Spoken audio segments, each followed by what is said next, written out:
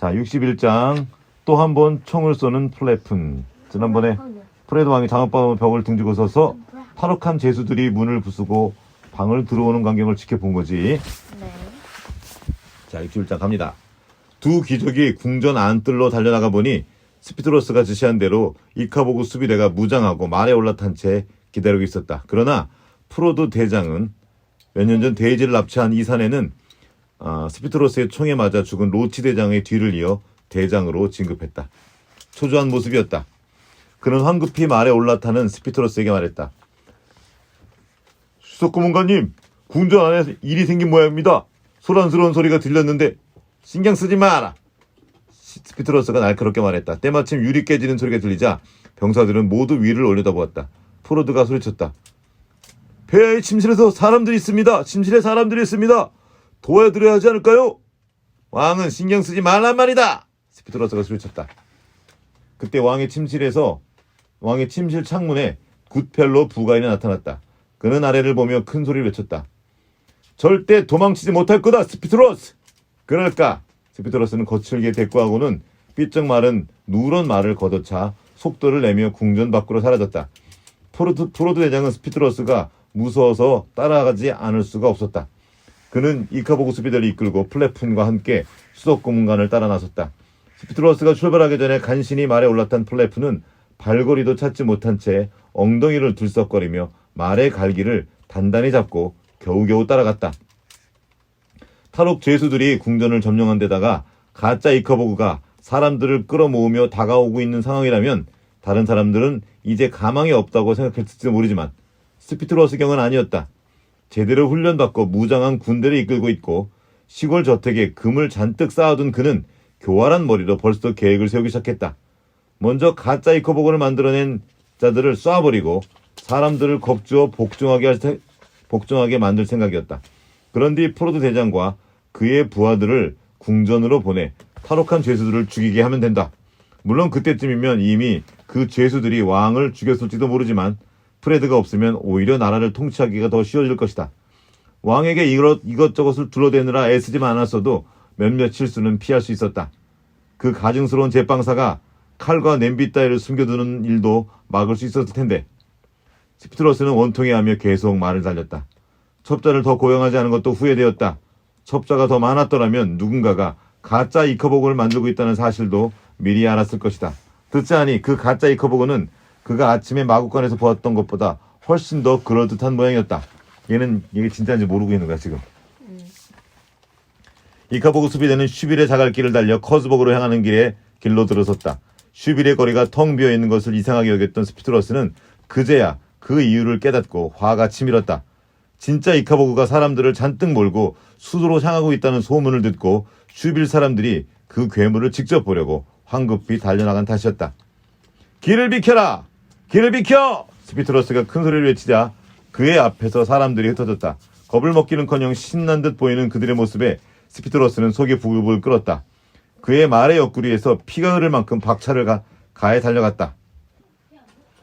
플래푼경은 아침 식사가 소화되지 않아서 얼굴이 푸르댕댕해진 채로 그 뒤를 따랐다.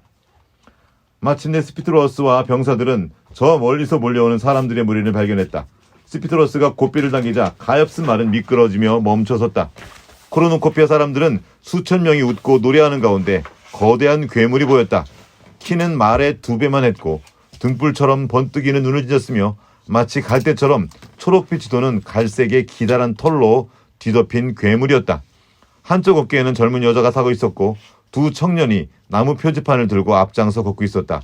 괴물은 이따금씩 몸을 굽히고 놀랍게도 꽃을 건네는 모습을 보였다. 가짜야! 스피드로스가 중얼거렸다. 하지만 그는 너무 놀라고 겁에 질려 자기가 무슨 말을 하는지도 알지 못했다. 가짜가 틀림없어! 그가 좀 더 큰 소리를 말하며 어떻게 만들었나 보려고 여인 목을 길게 뺐다. 저 갈대로 만든 옷 속에는 사람들이 어깨를 밟고 층층이 올라서 있을 거다. 모두 사격 준비! 그러나 병사들은 제각 그의 명령을 따르지 않았다. 오랫동안 이카보그로부터 나라를 지키는 임무를 맡아온 병사들은 실제로 이카보그를 본 적도 없었고 보게 되리라고 기대도 하지 않았지만 어쩐지 지금 눈앞에 보이는 저 괴물은 가짜가 아닌 것 같았다. 오히려 너무나도 진짜처럼 보였다. 개들이 머리를 쓰다듬어 주고 어린 아이들에게는 꽃을 건네며 어깨에는 소녀를 태운 모습이 전혀 사나워 보이지 않았다. 게다가 병사들은 이카보고와 함께 걸어오는 수천 명의 사람들이 두려웠다. 그들은 이카보고를 더 좋아하는 것 같았다. 이카보고가 공격을 당한다면 저 많은 사람들이 어떻게 나오겠는가?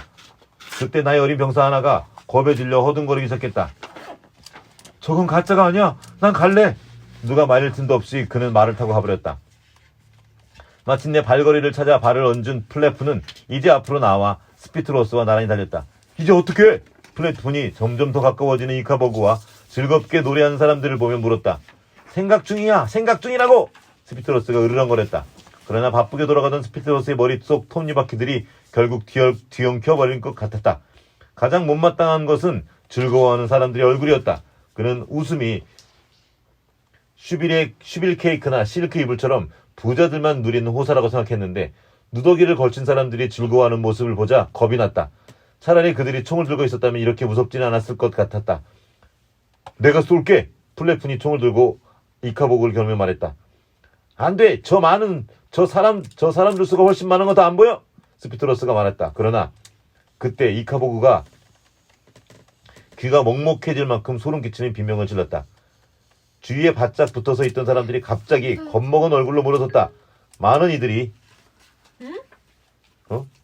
물러섰다고. 많은 이들이 꽃을 떨어뜨렸다. 내달리는 사람도 있었다. 다시 한번 끔찍한 괴성이 들리더니 이카보그가 풀썩 무릎을 꿇었다. 꽉 붙잡고 있던 데이지도 한바탕면 떨어질 뻔했다. 이윽고 이카보그의 거대하고 불룩한 배에서 커다란 틈이 나타났다. 이게 날라가나 보다. 플래푼이 나팔총을 올리며 소리쳤다. 자네 말이 맞았어. 스피드러스, 저 안에 사람들이 숨어 있어. 이카보그 주위에 모여져 있던 사람들이 비명을 지르며 달아나는 사이에 플래푼 경은 이카보그의 배를 향해 총을 쏘았다. 안 돼. 여러 가지 일이 한꺼번에 벌어진 바람에 그곳에 있던 사람들은 62장 탄생사. 여러 가지 일이 한꺼번에 벌어진 바람에 그곳에 있던 사람들은 그 모든 일을 정확하게 파악할 수 없었다. 하지만 여러분에게는 내가 차근차근 설명해 주겠다. 플래푼 경의 총알은 때마침 틈을 드러내고 있던 이카보그의 배를 향해 날아갔다. 무슨 일이 있어도 그를 이카보그를 보호하겠다고 다짐한 버트와 로더릭은 그 앞으로 몸을 던졌고 총알은 정확히 버트의 가슴을 맞췄다. 버트가 바닥으로 쓰러지면서 그가 들고 있던 이카보그는 해를 입히지 않습니다 라고 적힌 나무판이 산산이 부서졌다. 그때 이카보그의 배에서 말보다도 커다란 새끼 이카보그 한 마리가 버둥거리며 나왔다. 이 녀석의 탄생사는 끔찍했다. 총을 보고 겁을 먹은 부모의 두려움을 가득 안은 채 세상을 나온 마당에 맨 처음 목격한 것이 자신을 죽이려 하는 인간이었으니까. 이 이카보그는 총알을 장전하고 있던 플래푼에게로 곧장 달려갔다. 병사들은 플래푼을 도와줄 수 있었지만 빠르게 돌진해오는 이 새끼 괴물이 너무도 무서워서 총을 쏴보지도 않고 말을 달려 황급히 내뺐다.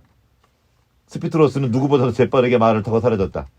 새끼 이카보고는 그곳에 있던 사람들이 그 뒤로도 오랫도록 악몽에 시달릴 만큼 무시무시한 소리로 울부짖으며 플래푼에게로 달려들었다. 플래푼은 순식간에 바닥으로 쓰러져 숨을 거두었다. 이 모든 일이 눈 깜짝할 새에 벌어지면서 사람들은 비명을 지르며 울부짖었다. 데이지는 버트 옆에서 누워 죽어가는 이카보그를 붙들고 있었다. 로더릭과 마사는 허리를 굽혀 버트를 살펴봤는데 놀랍게도 버트는 어느새 다시 눈을 뜨고 있었다. 나 괜찮은 것 같아. 그가 속삭이며 셔츠 쪽으로 손을 넣어 아버지의 커다란 은훈장을 꺼냈다. 플래푼의 총알이 거기에 박혀 있었다. 이 훈장이 버트의 목숨을 구한 것이다. 데이지는 버트가 살아있는 것을 확인한 뒤 이카보그의 털복숭이 얼굴을 두 손으로 감쌌다. 내 이카보그를 보지 못했어. 이카보그가 죽어가며 속삭였다. 두 눈에는 또다시 사과만한 크기의 유리알 같은 눈물이 맺혀 있었다. 데이지도 울음을 터뜨렸다. 얼마나 예쁜지 몰라. 자, 봐. 이카보그 배에서 두 번째 이카보글이 꿈틀꿈틀 나오기 시작했다. 이 녀석은 다정한 얼굴에 보일 듯 말 듯한 미소를 지고 있었다. 부모가 눈물을 흘리는 데이지의 얼굴을 보고 있는 사이에 세상으로 나온 이 이카보글은 인간이 이카보그를 가족처럼 사랑할 수도 있다는 것을 알게 되었다. 이 두 번째 이카보그는 주변에 시끌벅적한 소란에도 아랑곳하지 않고 데이지의 옆에 무릎을 꿇더니 큰 이카보그의 얼굴을 어루만졌다. 이커와 이카보그는 서로를 보며 미소를 지었다. 그런 뒤 큰 이카보그의 눈이 슬며시 감겼다. 데이지는 이카보그가 죽었다는 사실을 깨닫고 그 거친 털 속에 얼굴을 묻은 채 흐느껴 울었다. 그때 무언가가 데이지의 머리카락을 쓰다듬는가 싶더니 쩌렁쩌렁 울리는 익숙한 목소리가 들렸다. 슬퍼해선 안 돼. 울지 마, 데이지. 이건 탄생사야. 탄생사는 아름다운 거야. 데이지는 눈을 깜빡거리고 고개를 들었다. 새끼 이카보그가 자신의 이커와 똑같은 목소리를 말하고 있었다. 내 이름은 아는구나. 데이지가 말하자 이카보글이 다정하게 대꾸했다. 알고 말고. 나는 탄생사 때부터 너에 대해 모든 것을 알고 있어. 자, 이제 나의 이카보브를 찾아야 해. 데이지는 이카보브가 이카보그의 형제를 뜻하는 말이란 걸 금세 알아차렸다. 데이지는 일어서서 길바닥에 죽어있는 플래푼과 먼저 태어난 이카보그를 보았다. 먼저 태어나는 너무... 이 이카보글은 쇠사람과 총을 든 사람들에게 둘러싸여 있었다. 나랑 같이 여기에 타자. 데이지가 황급히 두 번째 새끼 이카보그에게 말하자 둘은 손을 맞잡고 마차에 올라탔다. 데이지가 사람들을 향해 소리쳤다. 가까이 있던 사람들은 이카보그의 어깨에 올라타 먼 길을 온 소녀라면 이카보그의 어깨에 올라타 먼 길을 온 소녀라면 뭔가 중요한 것을 알고 있을 거라고 생각하고 주변 사람들의 소란을 잠재웠다. 마침내 주위가 조용해지자 데이지가 입을 열었다. 이카보그를 해치면 안 돼요. 이카보그를 잔인하게 괴롭히면 훨씬 더 잔인한 새끼들이 탄생하거든요. 탄생사 하지. 옆에서 이카보글이 데이지의 말을 고쳐주었다. 참, 탄생사지. 하지만 온화한 분위기에서 탄생사가 이루어지면 온순한 새끼들이 나온답니다. 이렇게 탄생사한 이카보그는 버섯만 먹으면서 우리의 인간과 친구가 되고 싶어해요. 사람들이 확신을 갖지 못하고 웅성거리자 데이지는 늪에서 목숨을 잃은 비미시 대장이 이카보그에게 죽은 것이 아니라 플래푼 경에 총에 맞은 것이며 스피트러스가 그 죽음을 이용해 늪에 무서운 괴물이 산다는 이야기를 지어냈다고 설명했다. 그러자 사람들은 그들과 함께 프레드 왕을 만나러 가겠다고 했다. 죽은 이카보그의 사체와 플래푼 경의 시신이 마차에 실렸고 건장한 사내 20명이 그 마차를 끌었다. 읽고 모두가 함께 궁정을 향해 출발했다. 데이지와 마사, 온순한 이카보글이 사이좋게 앞장섰고 총을 든 사람들 30명이 사나운 첫째 이카보글을 에워쌌다. 인간을 두려워하고 증오하면서 탄생사한 이 이카보글이 또다시 사람을 죽이는 것을 막기 위해서였다. 그 사이 버트와 로드릭은 잠시 이야기를 나눈 뒤에 어디론가 사라졌는데 그들이 어디로 가는지는 곧 알게 될 것이다. 누가 어디로 사라졌다고요? 버트와 로드릭 어디로 간지 아직 몰라. 63장 마지막 장 같은데 또 있네. 자, 스피트로스 경의 마지막 계획. 데이지는 사람들의 행렬을 이끌고 궁전 안뜰에 들어섰다. 놀랍게도 이곳은 예전의 모습을 거의 그대로 간직하고 있었다. 여전히 분수들이 물을 뿜 못했고 공작들은 뽐내며 걸어다녔다. 딱 하나 변한 것이 있다면 궁전 앞쪽 3층에 창문 하나가 깨진 것이었다. 이윽고 황금빛 문이 열리더니 누더기를 걸친 사람 2명이 나와 그들을 맞이했다. 한 사람은 머리칼이 하얗게 센 도끼를 든 남자였고 다른 한 사람은 커다란 냄비를 움켜쥔 여자였다. 데이지는 새하얀 머리칼의 남자를 보고 다리가 휘청거렸다. 온순한 이카보글이 데이지를 붙잡아 일으켜주었다. 비틀비틀 걸어오는 도브테일 씨는 아마도 오래전에 잃어버린 딸의 옆에 진짜 이카보그가 서 있다는 사실도 알아차리지 못했을 것이다. 두 사람은 부둥켜 안고 흐느껴 울기 시작했다. 데이지는 아버지의 어깨너머에서 비미씨 부인을 발견했다. 정신없이 아들을 찾고 있는 이 제빵사 여인에게 데이지가 소리쳤다. 버트는 살아있어요. 할 일이 있어서 같이 오지 못했는데 금방 돌아올 거예요. 이제 다른 죄수들도 허둥지둥 궁전에 다녀나왔다. 이윽고 사랑하는 이들이 다시 만나면서 여기저기서 기쁨의 비명이 터져나왔다. 많은 고아 아이들이 죽은 줄로만 알았던 부모들을 찾았다. 그 밖에도 많은 일이 일어났다. 사나운 이카보그를 에워싸고 있던 건장한 남자 30명은 이 녀석이 또 사람을 죽일까 싶어서 멀리 끌고 갔고 데이지는 도브테일 씨에게 마사도 함께 살면 안 되냐고 물었다. 구펠러 부가는 여전히 잠옷바람으로 울고 있는 프레드 왕을 데리고 발코니로 나왔다. 그가 이제는 왕 없이 살아도 좋을 것 같다고 말하자 사람들은 환호했다. 하지만 이쯤에서 우리는 이 행복한 장면을 떠나서 코르누코피아의 끔찍한 일들을 야기한 장본인을 찾아가 보자. 이 무렵에 스피트로스는 말을 타고 슈벨에서 아주 멀리 떨어진 한적한 시골을 길을 달리고 있었다. 그런데 갑자기 그의 말이 다리를 절기 시작했다. 스피트로스는 억지로 달리게 하려 했지만 괴롭힘에 지친 이 가엾은 말은 몸을 들고 뒷다리를 서며 스피트로스를 바닥으로 내팽개쳤다. 스피트로스가 채찍으로 때리려 하자 말은 그를 걷어차버리고는 숲속으로 터벅터벅 들어갔다. 말이 짱이네. 다행히 훗날 이 말은 그 숲에서 선한 농부를 만나 보살핌을 받으며 건강을 되찾는다. 혼자 남은 스피트로스 경은 거추장스러운 수석 고문관의 가운을 붙잡고 혹시라도 누가 따라올까봐 끊임없이 어깨 너머로 살피며 시골 영지까지 달려가는 수밖에 없었다. 그 군인들은 다 어디 갔지? 이제 코르누코피아에서의 삶은 끝났다는 것을 그는 알고 있었다. 하지만 그의 포도주 저장고에 산더미처럼 쌓여있는 그 말을 마차에 한가득 싣고 몰래 국경을 넘어 플로리타이아로 갈 작정이었다. 밤이 내려앉은 뒤에야 스피트로스는 자신의 저택에 도착했다. 발이 몹시 아팠다. 그는 쩔룩거리며 안으로 들어가 오래전 노비 버튼스의 어머니와 프로지션 교수의 행세를 했던 집사 스크럼블을 소리쳐 불렀다. 저 여기 있습니다, 주인님. 지하차 저장고에서 외치는 소리가 들렸다. 불은 왜 꺼놓았어, 스크럼블? 스피트로스가 더듬으며 계단을 내려가며 소리쳐 물었다. 집에 아무도 없는 척하는 게 좋을 것 같아서요. 스크럼블이 소리쳤다. 아, 그렇지. 스피트로스는 움찔거리며 계속 절룩절룩 아래층으로 내려갔다. 소식은 들은 모양이지? 네, 주인님께서 급히 떠나실 거라고 생각했습니다. 그렇지요? 스크럼블의 소리가 목소리가 메르쳤다. 그래, 스크럼블. 스피트로스 경은 멀리 보이는 촛불의 불빛을 향해 절뚝절뚝 걸어가며 덧붙였다. 빨리 떠나야지. 그런 뒤 그는 오랫동안 그 말을 모아 놓은 지하 저장고의 문을 밀었다. 촛불의 불빛에 어렴풋이 보이는 집사의 흰머리 가발과 눈을 한없이 작아 보이게 만드는 두꺼운 안경을 쓴 채 프로지션 교수로 분장하고 있었다. 변장을 하고 가는 게 좋을 것 같습니다. 스크럼블은 이렇게 말하면서 자신이 버튼스 부인으로 분장했을 때 입었던 검은 드레스와 연한 젓갈색 가발을 내밀었다. 좋은 생각이야. 스피트로스는 황급히 가운을 벗고 버튼스 부인의 복장을 걸치며 다시 물었다. 그런데 감기에 걸렸나 목소리가 좀 이상하군. 여기 먼지가 좀 많아서 그렇습니다. 집사는 촛불에서 멀찍이 떨어지며 말을 이었다.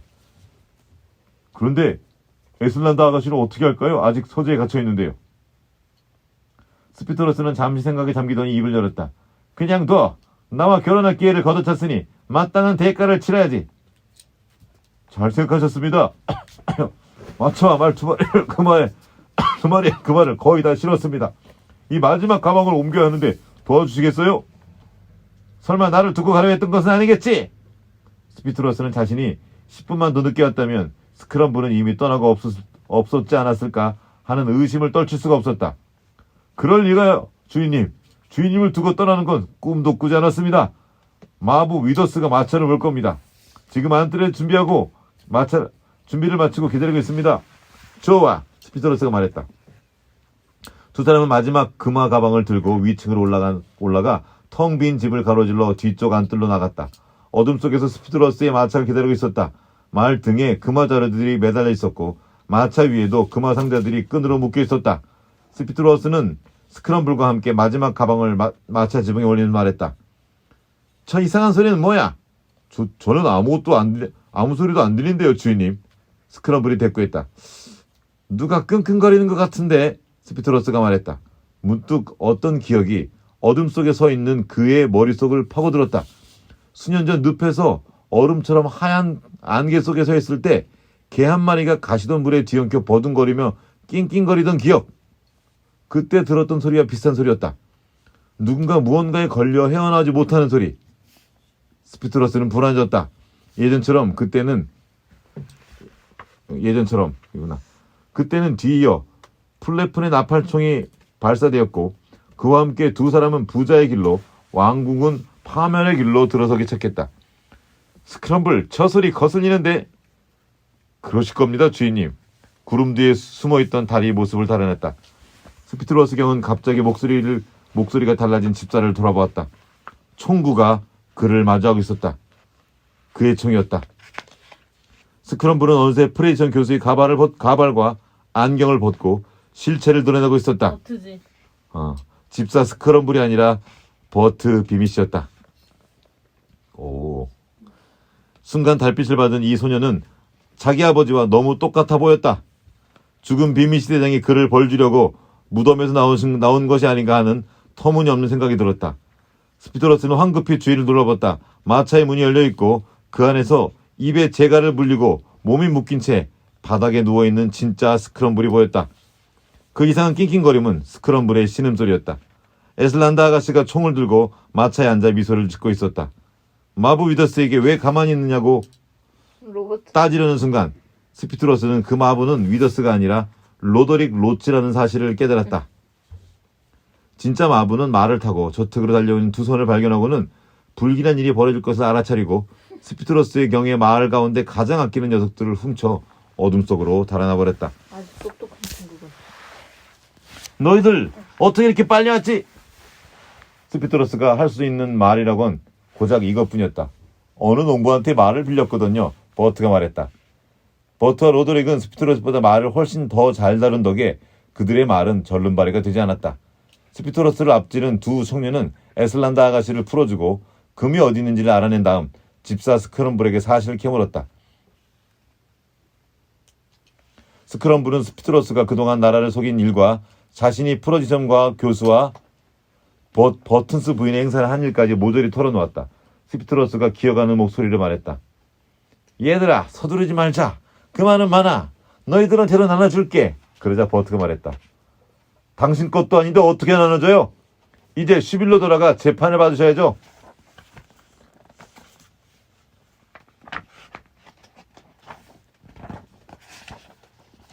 자, 64장 마지막 장 같은데 찾은 코르누코피아. 우와. 다시 찾은 코르누코피아. 맞네. 옛날에 코르누코피아라는 작은 나라가 있었는데 이 나라는 새로 뽑은 고문관들과 총리가 다스리고 있었다. 무슨 말이야? 지금? 왕이 없어요. 왕이 없었다는 얘기야. 지금부터는 그 가운데 고든 구펠로라는 총리가 다스리던 시기의 이야기를 들려줄까 한다. 정직함이 얼마나 소중한지 깨달은 코르누코피아 사람들은 정직한 사람 구펠로를 총리로 뽑았다. 스피트로스 경에 대해 중요한 증거를 내놓은 착하고 용감한 여인 에슬란다 아가씨와 구펠로 총리가 결혼한다고 발표하자 전국에서 축하의 물결이 이어졌다. 행복했던 왕국을 절망과 몰락으로 내몰리게 한 왕은 수석 고문관과 함께 재판을 받았고 그런트 할머니와 건달 존, 하인 캔거비, 오토 스크럼블을 포함해 스피트로스의 거짓말로 이익을 챙긴 다른 수많은 사람들 역시 재판을 피해갈 수 없었다.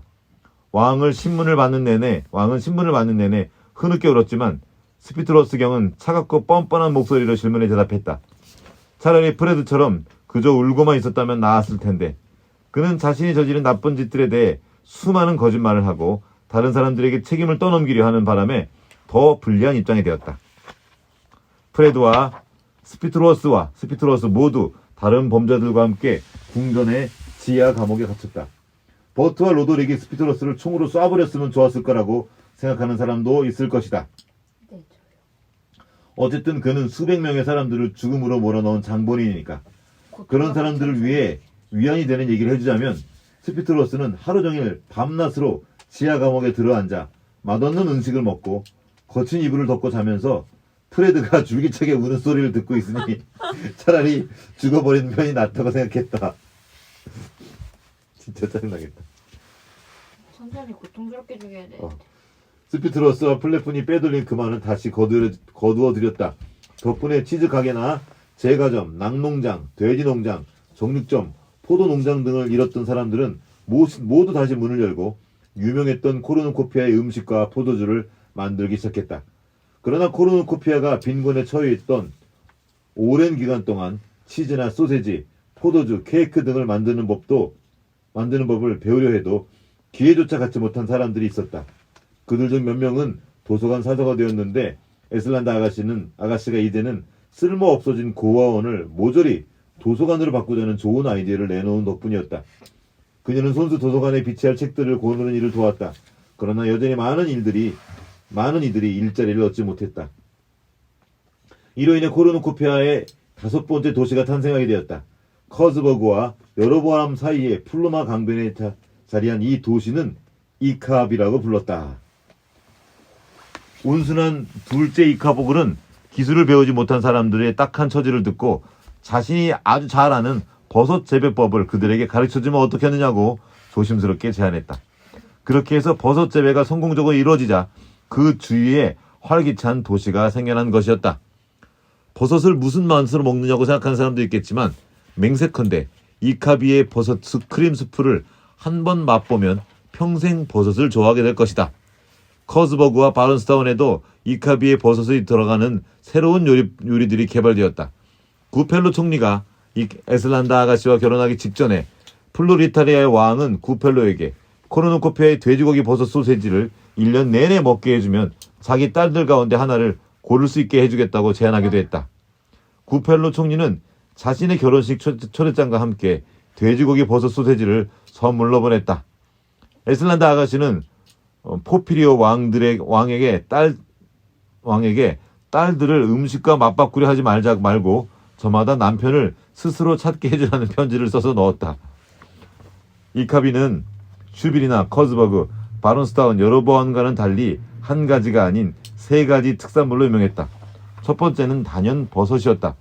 이곳의 버섯들은 하나같이 진주처럼 아름다웠다. 두 번째는 어부들이 플루마강에 잡는 아름다운 은빛 연어와 송어였다. 여기서 한 가지 반가운 소식을 전하자면 플루마강의 물고기들을 연구하던 그 할머니의 동상이 이카비의 어느 광장에 자연스럽게 세워졌다. 이카비의 3번째 특산물은 양모였다. 구펠로 양털. 되게 비싼 그 옷감이야. 호주 특산물도 그거. 맞아 그런 거. 그거. 너 어떻게 알았어? 재밌게 봤어요. 이은영집 만화책 있어. 그래. 구펠로 총리는 기나긴 굶주림의 시기를 견뎌내고 살아남은 몇 안 되는 습지대 사람들에게 양을 잘 먹일 수 있도록 북부 습지의 초원보다 더 좋은 초원을 마련해 줘야 한다고 생각했다. 그리하여 플루마 강가의 푸른 들판에 살게 된 습지대 사람들은 그때부터 실력을 발휘하기 시작했다. 코르누코피아는 세계에서 가장 부드럽고 매끄러운 양모를 생산하게 되었고 그 양모로 만들어진 스웨터와 양말, 목도리는 다른 곳에서 나오는 제품들과는 비교할 수 없을 만큼 아름답고 포근했다. 해티 허킨스 가족의 양 목장에서도 훌륭한 양모를 생산했지만 최고급 의류에 쓰이는 양모는 바로 로더릭과 마사 로치 부부가 운영하는 이카비 외곽의 목장에서 나오는 양모였다. 오, 이 역시 반가운 소식인데 로드릭과 마사는 결혼해서 자녀 5명을 낳고 아주 행복하게 살고 있었다. 로더릭이 내가 아는 걔 맞지? 로치. 그 마사래 그 걔랑 같이 다니던 버트. 버트랑 같이 다니던 맞아. 아니 자꾸 조앤케이 저 롤링 아니 막 자꾸 애들 결혼시켜 친하던 애들을 그래 친구를 옮겨놔야 되는데. 해리포터에서도 그랬어. 기쁘게도 새로이 부부가 된 사람들이 또 있었으니 바로 오랜 친구였던 비미 씨 부인과 도브텔 씨였던 오 재결합. 비비 씨 부인이랑 도브테일 씨가 엄마 아빠가 재혼한 거지. 그럼 걔네들이 결혼 못 하겠네. 테드랑 데이즈랑 그러면 결혼 잠깐만 좀 더 보자. 조금 보자. 로치랑 데이지랑 결혼. 그러면 테드네 엄마랑 제이드네 아빠랑 결혼한 거야? 잠깐만. 헤드는 누구지? 그렇지. 그치 버트. 버트. 두 사람은 지하 감옥에서 나온 뒤에 이제는 옆방에서 살 필요가 없었지만 서로 헤어져 살 수도 없다는 사실을 깨달았다. 그래서 버트는 신랑의 들러리가 되고 데이지는 신부의 들러리가 되어 이 목수와 제빵사가 결혼식을 올렸고 덕분에 오랫동안 남매처럼 지내온 버트와 데이지는 진짜 남매가 되었다. 그럼 결혼 못해 얘네는. 얘네 못하네. 얘는 결혼 안 시켰네. 난 차라리 얘네가 하고 걔네 안 해도 됐는데. 비미씨 부인은 슈빌 한복판에 제과점을 열어 요정의 요람과 아가씨의 꿈, 공작의 기쁨, 소소한 사치, 천국의 희망을 만들어 팔았을 뿐만 아니라 세상에 없을 가볍고 폭신하며 마치 습지의 갈대가 더럽힌 듯 민트 초콜릿을 세심히 갈아얹은 이카 구름이라는 케이크도 새로이 개발했다. 버튼은 아버지의 뒤를 이어 코르누코피아 군대에 입대했다. 올곧고 용감한 청년이었으니 결국 대장이 되었다 해도 놀랍지 않을 것 같다. 데이지는 세계적인 이카보그 전문가가 되어 이카보그의 흥미로운 습성에 대해 많은 책을 썼다. 이카보그들이 코르누코피아 사람들에게 보호를 받고 사랑을 받을 수 있게 된 것은 다 데이지 덕분이었다. 또 여가 시간에 데이지는 아버지와 함께 목공소를 성공적으로 운영했다. 그들의 목공소에서 가장 인기 있는 제품은 이카보그 인형이었다. 둘째로 태어난 이카보글이 데이지의 목공소에서 가까운 프레드 왕의 사슴 사냥터에 살게 되면서 둘은 끝까지 좋은 친구로 지냈다. 슈빌 한가운데에는 박물관이 지어져 해마다 수많은 사람들의 발길을 끌었다. 이 박물관은 코르누코피아 사람들이 스피드로스의 거짓말에 속았던 수년의 세월을 잊지 않게 하기 위해 구펠로 총리와 그의 고문관들이 데이지와 버트, 마사, 로더에게 도움을 받아 세운 것이었다. 이 박물관에서는 플래픈의 총알이 박힌 비밀시대장의 은훈장과 슈빌에서 가장 큰 광장에 서 있던 노비 버튼스의 동상을 볼 수 있었다. 이 동상이 있던 광장에는 이제 눈풀꽃 한 다발을 들고 습지대에서 나와 자신의 동족과 코르누코피아 왕국을 구한 용감한 이카보그 동상이 세워졌다. 그 밖에도 슈빌 박물관에는 황소의 해골과 못으로 만든 스피트로스의 이카보그 모형과 화가가 오직 상상만으로 그린 용처럼 생긴 이카보그와 맞서 싸우는 프레드 왕의 거대한 초상화가 전시되었다. 그런데 한 가지 빼먹은 이야기가 있지 않을까? 플레푼경을 죽이고 건장한 사내 여러 명에게 끌려간 그 사나운 첫째 이카보글은 어떻게 되었을까? 사실 이 녀석은 여간 골칫거리가 아니었다. 데이지는 이 사나운 이카보글을 공격하거나 학대하면 이 녀석이 지금보다 사람들을 더 미워하게 되니 그래서는 안 된다고 설명했다. 이 이카보글이 사람들을 더 미워하게 되면 결국 자신보다 더 사나운 이카보글을 낳게 될 것이며, 그러면 코르누코피아는 스피트로스가 거짓으로 꾸며낸 문제를 실제로 겪게 될 것이 분명했다. 이 첫째 이카보글은 한동안 사람들을 죽이지 못하도록 튼튼한 우리 안에 가둬 놓아야 했는데 워낙 위험한 탓에 자진해서 이 녀석에게 버섯을 가져다 주겠다는 사람을 구하기가 어려웠다. 그러나 이 이카보글이 조금이라도 좋아하는 사람은 탄생사 때 이 녀석의 이커를 보호하려고 했던 버트와 로더릭 뿐이었다. 하지만 버트는 군대에 들어갔고 로더릭은 양목장을 운영했기 때문에 둘 다 하루 종일 이 사나운 이카보글 옆을 지키고 있을 수가 없었다. 그런데 전혀 예상치 못했던 사람이 이 문제를 해결해 주었다.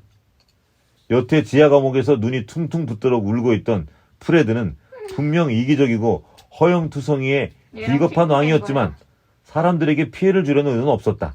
물론 그래도 아주 큰 해를 입히긴 했지만 말이다. 왕위에서 내려온 뒤로 꼬박 1년 동안 프레드는 아주 깊은 절망에 빠져 있었다. 궁전을 빼앗기고 지하 감옥에 살게 된 탓도 있었을 테지만 한편으로는 그는 몹시 부끄러워하고 있었다. 그는 자신이 얼마나 끔찍한 왕이었는지, 얼마나 형편없는 행동을 했는지 깨닫고 더 나은 사람이 되기를 간절히 바랐다. 그리하여 어느 날 맞은편 감방에 우울하게 앉아있는 스피트로스가 깜짝 놀랄만한 일을 했다. 바로 교도관에게 자신이 그 사나운 이카보그를 돌보고 싶다고 말한 것이다. 그렇게 해서 그는 실제로 사나운 이카보그를 돌보기 시작했다.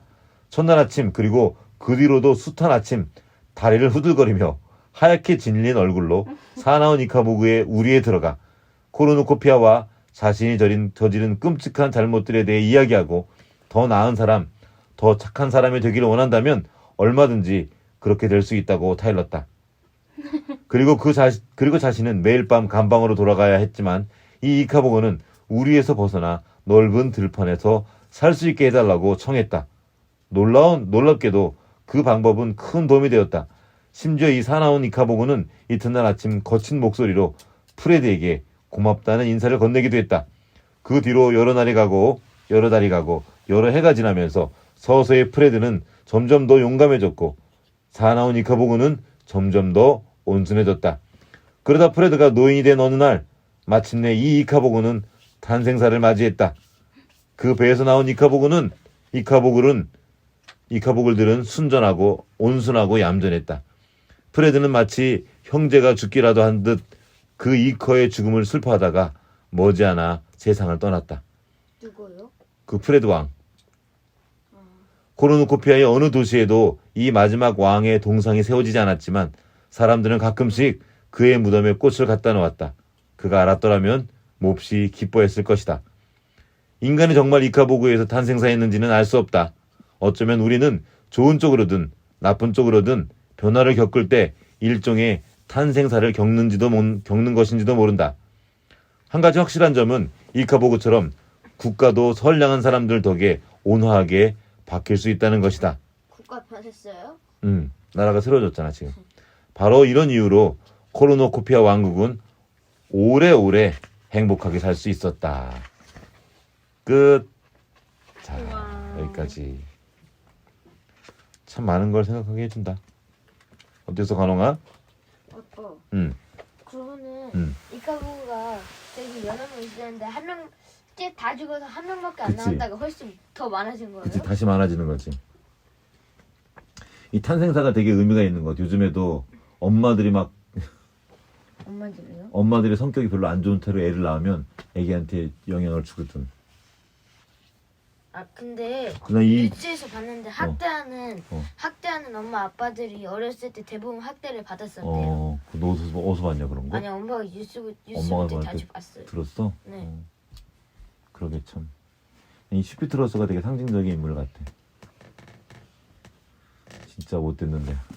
슈피트러스가 어떻게 끝난지 안 나왔네? 걔는 사형된다.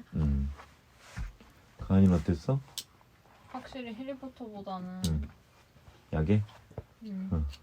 해리포터가 더 재밌지. 근데 해리포터 결말은 좀 그랬다. 자, 그래도 아이고 오랫동안 잘 봤다. 이카보고 재밌게 봤다. 아빠 배터리 전량이 몇 프로 안 나왔기 때문에 빨리 끝나야 할 것 같아. 그래. 자, 우리 다음 책은 뭐 할까? 그래. 그러게요. 자, 한번 더 아빠 우리 찾아보자. 해리포터 시리즈 쭈루루 다 읽을까요? 어? 해리포터 시리즈. 너무 싫어. 길어. 너무 길어. 안 돼. 자, 오늘은 여기까지. 우리 포터랑 그레인저 건들지 마.